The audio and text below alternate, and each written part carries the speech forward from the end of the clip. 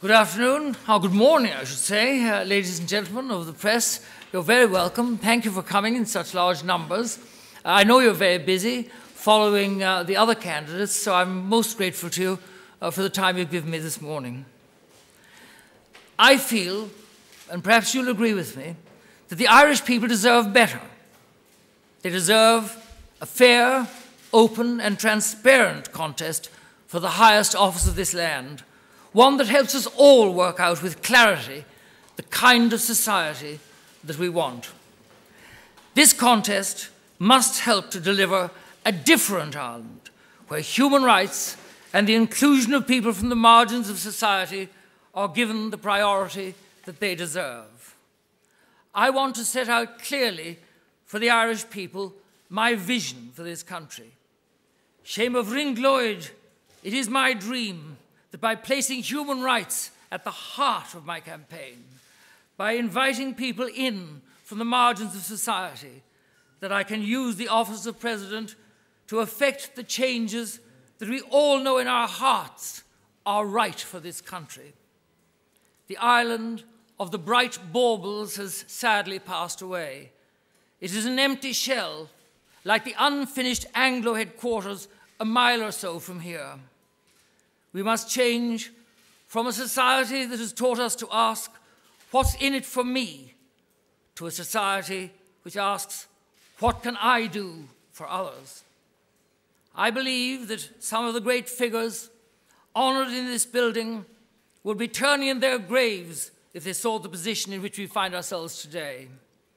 But it is in our culture, our writers, and our tradition that we find solace and inspiration to tear down the monstrous inequalities in our society. Because writers were the people who worked in the margins, in literature, poetry, and music. They demonstrated that gender, race, religion, birthright, education, and orientation were the very things that mattered least.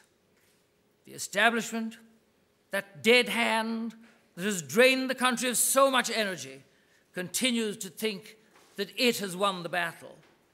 Winners write the history. Unfortunately, it is often the vanquished who write the songs. In Ireland, we look to the margins for the soul of our society. This is a referendum as much as an election, a chance for the people of this wonderful country to change. No independent candidate has ever won a presidential election. A vote for me is a vote to change Ireland for the better. We have had 8 distinguished presidents of Ireland, each with a fine notion of service and a strong independence of mind. But each has been, at least in part, a nominee of a major political party. The political establishment has grown comfortable in the knowledge that the office of President belongs almost by right to them. It does not. It belongs to the people, and the choice of the President is the people's choice. A vote for me is yes to a model of society where human rights and those consigned to the margins are of paramount concern. If I am elected as President of Ireland, I will fulfill my duties according to the spirit of the Constitution. As everyone in this building knows, the pen is mightier than the sword. I will be doing something more subtle, and I hope in a way more powerful. I will be doing what every writer commemorated here knows, that the greatest change is a gentle one, the declaration of the universal truths that the rich and powerful want to prevent. What a journey this has been so far. There is another journey that begins today. That last part of the journey has 20 days to go. It will be the best part of all. Come along with me. It will be worth it. Let's change Ireland for the better. Yes, of course.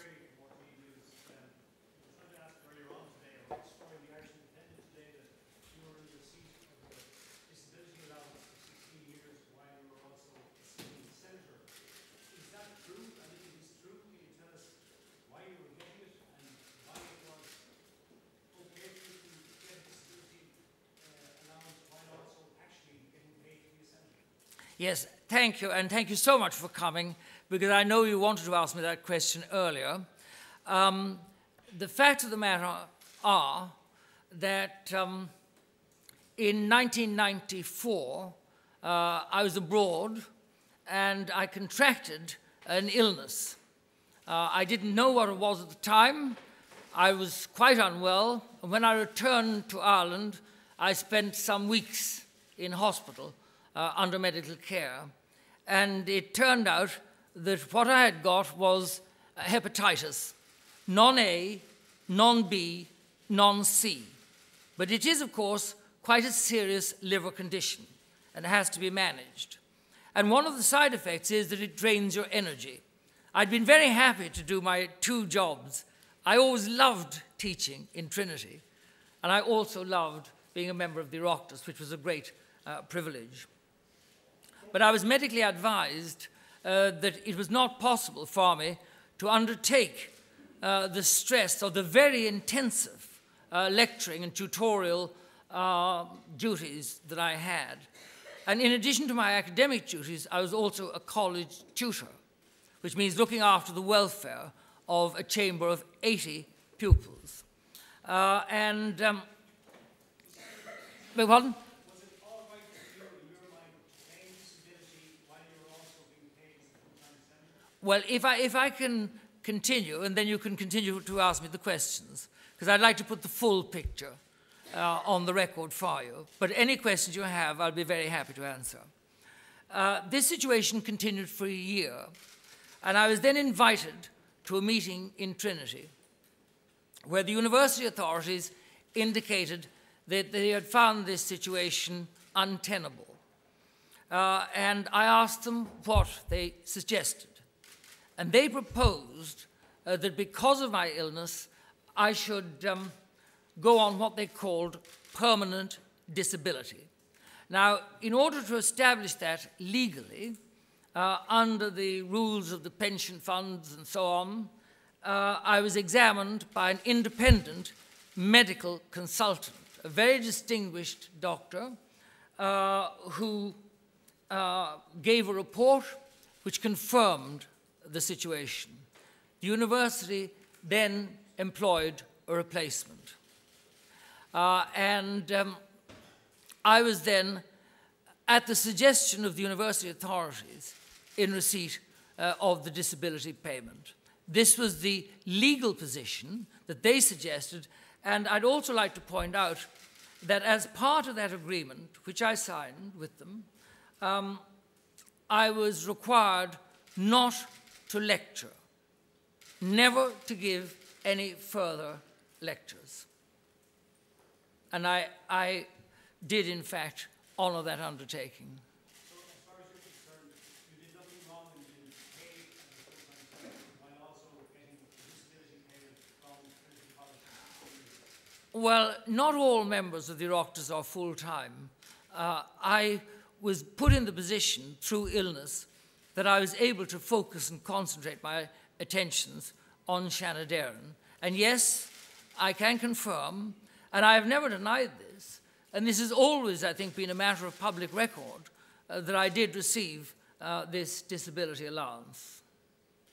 As far as you're concerned, there's nothing wrong with having a full-time senator's wages and getting disability at the same time. Because disability isn't a separate income that you're earning, it's a disability payment. That is correct, but you will find that there are disabled people in all the parliaments of Europe, and I don't think that illness or disability, as long as you're able to fulfill the functions that you are principally concerned with, should be a bar. And I'm sure, particularly since I've fought so strongly for people who suffer with all kinds of disability.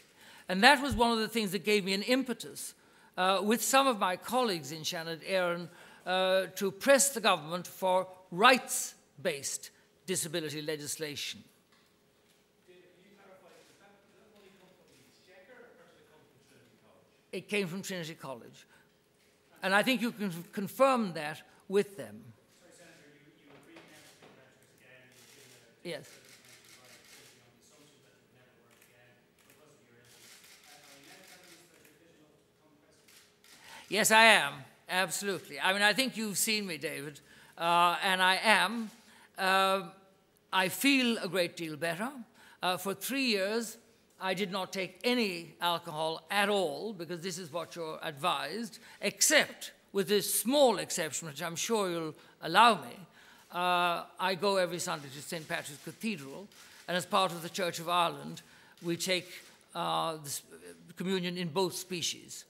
So I would have a sip of wine on Sunday as part of a religious ritual, and that was all. And may I just say that included also my 50th birthday. Great, I'm aware of that. But how come Trinity potentially go up on disability because of the 2 days of work, and yet you now feel that you're able to become better? There must be some lasting effects of having that time. Well, all I can say to you is, well, there are, yes.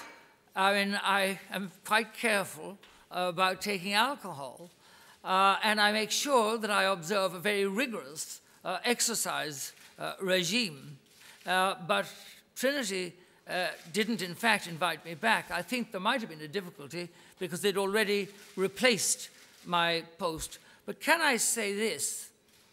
Those were different times. That's 1994. I think in the present circumstances, I would have possibly had some hesitations. And I'd also like to tell you this. I am entitled to a small contributory state pension.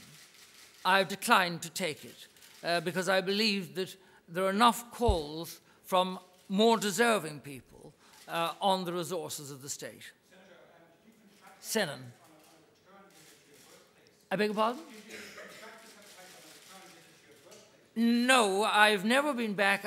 Senator Maloney, whom I know for many years, has asked me, in case you didn't hear it, if I contracted this disease on a return to my birthplace. I was born, as many of you may know, in the Belgian Congo. I have never returned to that tragic country, but I do hope that there will be press attention paid to it, because it is indeed a most beautiful country where my parents were extremely happy. I left it when I was 6 months old. I have no memory of it. My father died when I was 6, and he's buried there. I've never had the opportunity to visit his grave. But unfortunately, because of its beauty, because of the wonderful variety of its animal species, and the extraordinary mineral richness, it has become a lodestar for rapacious forces. And over the last 10 years, something like 5 million Congolese have died. Lisa, beg your pardon? Well, may I say, Lisa, I'm not terribly good at arithmetic, but you have my permission to ask the college that. But I can tell you this, my pension at the moment is approximately €2,500 per month. So you can perhaps work it out from that.